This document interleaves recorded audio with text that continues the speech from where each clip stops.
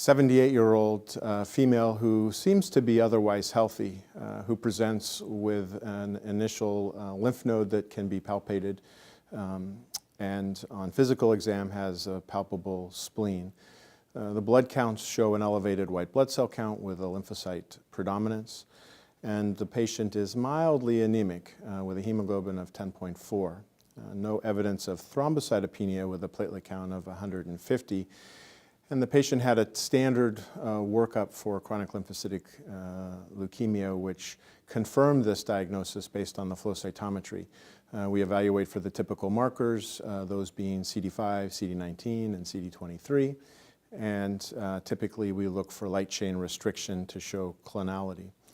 The other feature in terms of the patient's blood counts is that she does have a low neutrophil count, and we see that, and it's probably more of a dilutional effect in doing the blood count and getting the differential because they count a limited number of cells, and most of those cells are going to be lymphocytes, and so you can see a neutropenia or low neutrophil count because of this dilutional effect.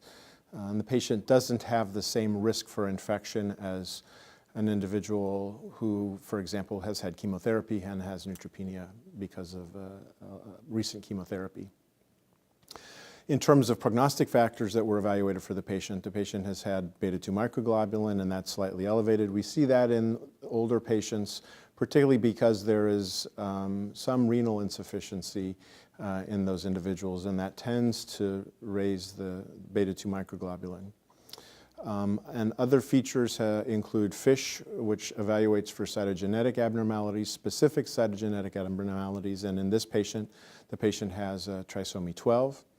And the immunoglobulin heavy chain variable gene sequencing revealed that the patient has a mutated immunoglobulin gene.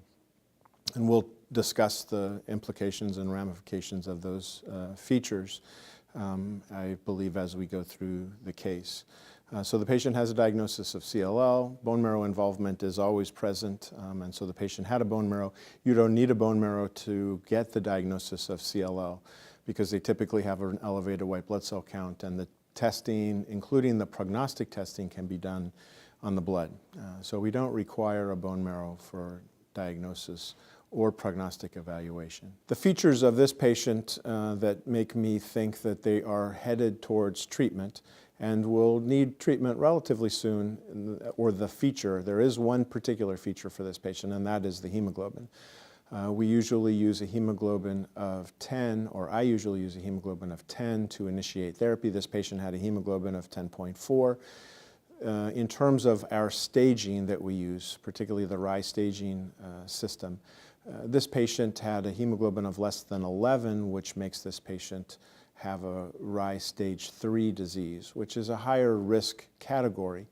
And some people use 11 as their cutoff for the hemoglobin to start therapy. Some use 10. Patients who are in their 70s and 80s tend to tolerate a lower hemoglobin less well than younger patients or more fit patients.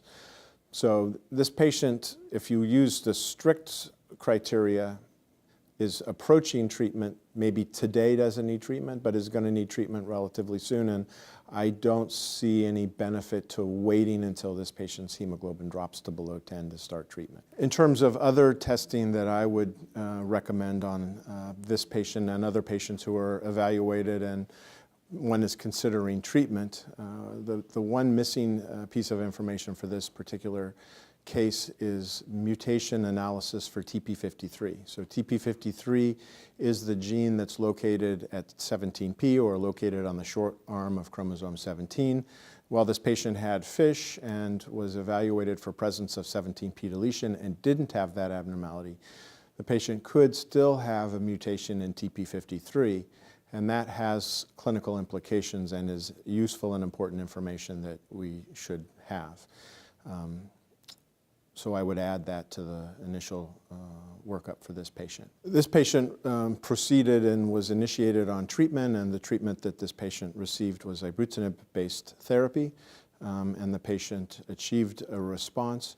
Most patients who start and are treated with ibrutinib therapy achieve a partial remission, and that happens relatively soon.